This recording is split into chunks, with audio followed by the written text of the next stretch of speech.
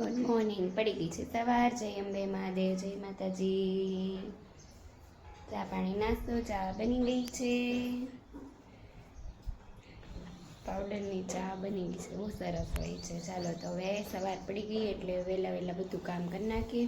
કાલના પાણી નહોતું બરોબર આવ્યું એટલે કાલના કપડાં ધોવાના બાકી છે, એટલા જ કપડાં વધારે છે, કામે વધારે છે. આજે રસોઈની તૈયારી.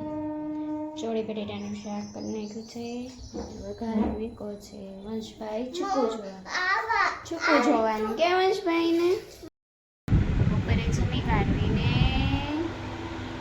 વંશભાઈ રમે છે. અને મારું જે ફોનમાં કામ હોય એ આજે વહેલું બધું પતી ગયું છે અને મીટિંગ એ છે નહીં, એટલે આપણે ટાઈમનો સદુપયોગ કરવાનો છે. બિઝી રાખવાના, પોતપોતાને વ્યસ્ત રાખવાના. એટલે કોઈ પણ કામ નાનું નથી, જે કામ મળે એ કરી લેવાનું.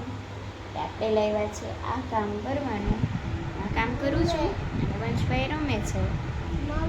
એટલે આપણે કોઈ પણ કામને નાનું સમજ, ટાઈમ મેળવો કરી લીધું આ કામ.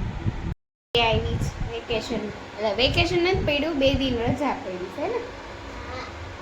2 દિનની રજા લઈને આવી છે સાંજે. પપ્પા મૂકી ગયા, મૂકીને વયા ગયા. નાનીના ઘરે મૂકી ગયા હતા.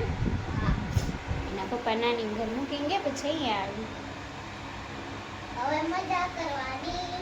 2 દિવસ હતા, પછી પાછી વહી જાય. હજી સ્કૂલ શરૂ છે. વંશભાઈ જમે છે.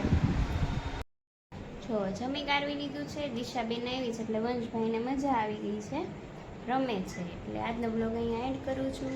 જય અંબે મહાદેવ, જય શ્રી કૃષ્ણ, જય માતાજી. લાઈક, શેર એન્ડ સબસ્ક્રાઈબ જરૂર કરજો.